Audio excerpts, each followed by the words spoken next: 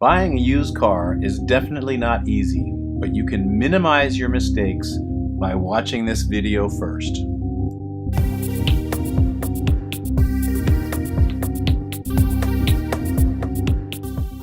The following used car buying guide is a collection of good common sense knowledge that we have learned from our many years fixing cars and dealing with sellers that have often been less than honest.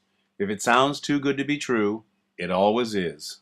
Before you drive the car, ask the seller point blank if the car has been in an accident and let him know that you will insist on a written bill of sale that states that the car is in good condition and has not been in an accident or had any other unusual repairs other than normal maintenance services for age and mileage. Remember that cars that are 6 years old and older will almost always reveal needed maintenance in the $1,000 plus range. Cars older may reveal much higher catch-up maintenance costs. Be sure the car has valid insurance and registration in the name of the seller. Ask to see them. Do not deal with third parties purporting to represent the owner. If you drive a car that is not insured, you become the primary responsible party and must pay for any damages caused in an accident. It is illegal in Hawaii to drive a car that does not have insurance. Many sellers will represent the car is insured but will not be able to produce the insurance card. I will not look at these cars at all. Due to a loophole in our green card system, foreigners can often buy and sell cars to make a living even when they can't get jobs with legitimate employers. Sellers with foreign accents often misrepresent the car they are selling and almost never have insurance or even their name on the title. This becomes very risky to do business with them, and I recommend against dealing with them if they can't produce a driver's license, the registration, the title, and insurance that proves they own the car. Be sure the seller is not selling the car for someone else. You may become an unwitting party to a fraudulent transaction, and without the seller on hand, you may end up with a denied signature on the registration and no one available to properly sign the transfer documents. Ask the seller how long he has owned the car. The date issued line on the title or registration might be problematic if it was issued very recently, like in the last few weeks. This often will indicate that the seller is fronting for a body shop that buys insurance-damaged vehicles and puts them back on the road without fully revealing the ownership and accident trail. Ask to see the title and registration to be sure it does not say salvage vehicle anywhere on the papers. Anytime you catch the seller in a verbal untruth, back away. Half of the cars for sale that are under 4 years old have repair and insurance issues that are hidden. It is often safer to deal with a reputable dealership used car lot than with private party sellers. Check the tire tread, all windows for cracks, all light covers for cracks. These are safety inspection violations and will not pass safety check. Be sure the car has a current and preferably a recent valid safety inspection receipt. Window tint can be illegal if it is too dark or more than 4 inches from the top of the front windshield. If you can't easily see through the tint into the car, it is probably illegal. You are now ready to road test and do further checks on the used car. Road test a short drive first. If the car is good and all lights and brakes, temperature gauge, and windows work well, tell the seller you must drive the car on a much longer drive, preferably 20 to 30 miles.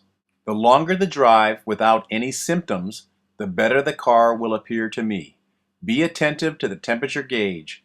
Be attentive to any shimmy or shaking symptoms at higher speeds and or when braking at higher speeds, especially downhills. Be sure all items that you want to work, like windows, locks, seat sliders, and etc., will work before you purchase the car.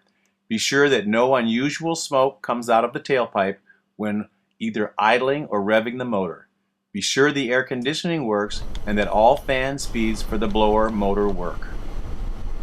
The engine should run smoothly and not rough at idle. If the engine runs rough, there's no need for a compression check. Walk away, you do not want this car. Check the oil dipstick for clean, clear oil and no milky substance or cloudiness in the oil.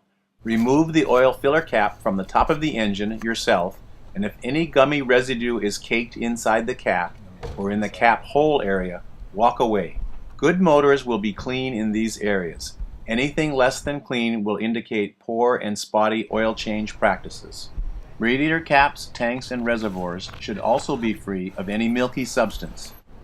Check the belts for any obvious signs of cracking or lack of maintenance. Brake fluid reservoirs should be full and clean. The battery should also be clean on the top near the terminals. Note that the oil dipstick and the transmission fluid dipstick are usually colored yellow and orange, and that the transmission fluid is also clean and does not smell burned in any way. You can see on this inspection that one of the rear license plate lights does not work. Check the trunk for signs of rust or body repair inside, and also check to see if there's a jack handle, spare tire, and any other tools that might be helpful. Inspecting the inner edges of the doors and the interior of the car can give you a good idea as to the maintenance practices of the former owner. Tell the seller you must have your mechanic look at the car if you think the long drive went well. You can be willing to leave a refundable deposit, but do not fully purchase or promise to purchase a car except subject to a clean report from your mechanic. I am always amazed that buyers are willing to pay $4,000 to $20,000 for a used car that they've only driven around the block. Very scary. Remember that cars that are 8 to 15 years old are always marginal purchases, as the active time life of the vehicle has already been reached.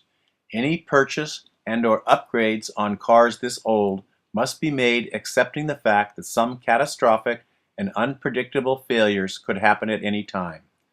These include computer decay and failure, cooling system decay and failure, transmission computer and/or mechanical decay and failure. It is like buying tomato paste to make spaghetti in 1999 and expecting to open the can in 2010 or later to make spaghetti sauce. Even though the can looks new, it is unreasonable to expect that the risks would be low on an old car even with low mileage. You can expect a good mechanic to charge you between $50 and $200 to do a good inspection on this vehicle. And with an appointment, you can expect to leave the car with the mechanic for 1 to 2 hours. Although this video will not guarantee you that you will purchase a good used car, it is a good step in that direction. Rely on your common sense if you have any doubts. If the seller tries to rush you into the purchase and does not want to let a mechanic check the car for you, this is a very good sign that this deal is probably not for you.